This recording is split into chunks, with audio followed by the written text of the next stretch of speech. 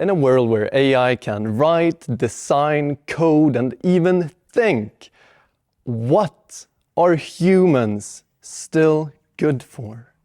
What value can we bring to the table in 5 or 10 years when AI is even more advanced and an even bigger part of our lives? What makes you valuable then?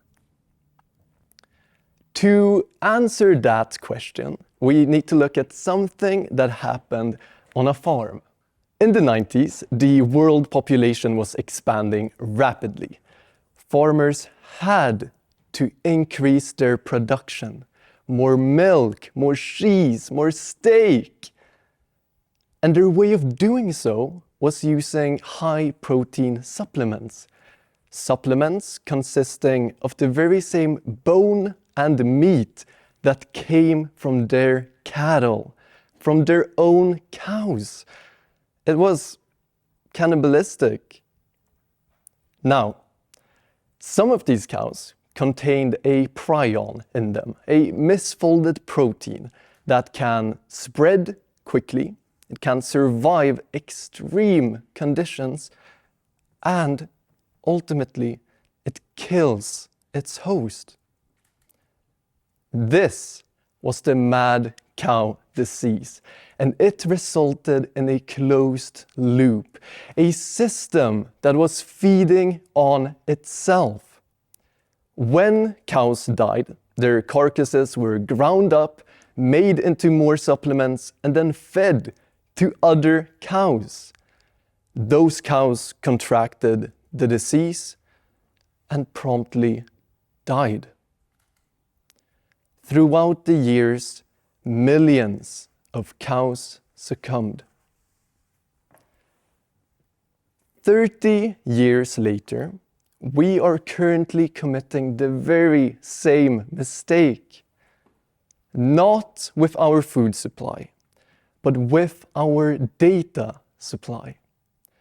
Do you remember in 2022 when ChatGPT launched? It was incredible. It could write, talk, explain. It seemed as if it had the world's knowledge at its fingertips. And in a way, it did. ChatGPT was trained on billions of human-written books, articles, journals, diaries, in all sorts of languages, in all forms. It showed the power of enormous amounts of data and of human intelligence. But today, in 2026, much of the content we produce and consume is AI generated. Estimates are hard, but some studies estimate that 70% of the images on social media are made with AI. 40% of the music that gets put onto the streaming platform Deezer every single day is not created by humans.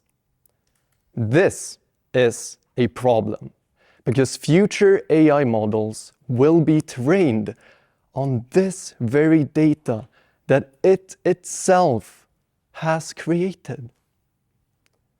We get the modern mad cow disease, the same kind of system feeding on itself. When that happens, these systems do not improve. Just ask the Habsburg.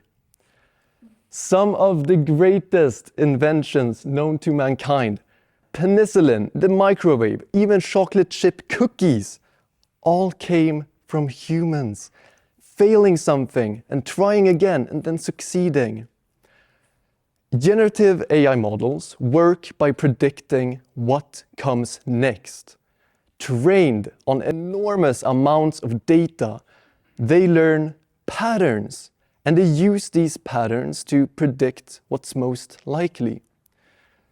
But when you pick the most likely answer over and over again, you begin to drift toward the average. It's called regression to the mean. Have you ever wondered why AI-generated images always look like this? Or why the text in the images is always so plain and rounded and, frankly, boring? Have you ever wondered why AI-generated text always uses dramatic words? It loves em-dashes. It loves complicated words. Why is this? This is because of the regression to the mean, of a system that has learned on itself. When this happens, outputs become more predictable. Rare ideas disappear fast. Unique ideas converge. And that brings me back to this. Some of the greatest ideas humans have ever made, such as chocolate chip cookies, came from human mistakes. As messy and unpredictable and, frankly, inefficient as we are, true creativity only stems from us. And we risk losing it. The companies that rule the world, Google, Microsoft, Apple, Nvidia, they are trying to force AI onto you. Microsoft Copilot is invading Windows. It's in Notepad, it's in Paint. You probably have a Copilot button right there on your keyboard. Google is using AI to give you AI overviews instead of giving you the web pages. It is completing emails for you using AI. Even creative software like Photoshop is actively encouraging its users to use more AI. It's getting repetitive. They are trying to change your behavior. Because when they do, they will become profitable. Only 5% of the users of ChatGPT actually pay for the service. This is an industry that is actively trying to make itself profitable, trying to break out of its bubble. And you all are the key drivers in that. Your attitude, your behavior. These tools are effective. They can turn an all-day project into a 15-minute coffee break. I have used Claude and Gemini more than I'd like to admit. But at what cost? Studies have repeatedly shown that you learn more, you retain more information, and you think more critically when it's just you and your brain. Relying on it more and more, we start thinking like AI, choosing the most likely outcome, avoiding the strange and the weird.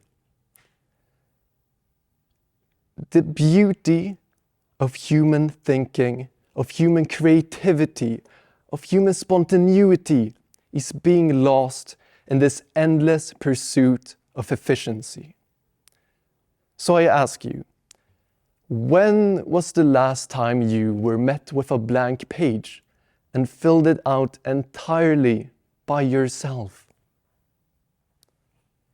When was the last time you found your own sources instead of relying on a large language model? When was the last time you used your own human brain? So maybe the question is not, what are we still good for? The real question is, are we willing to stay human? Thank you.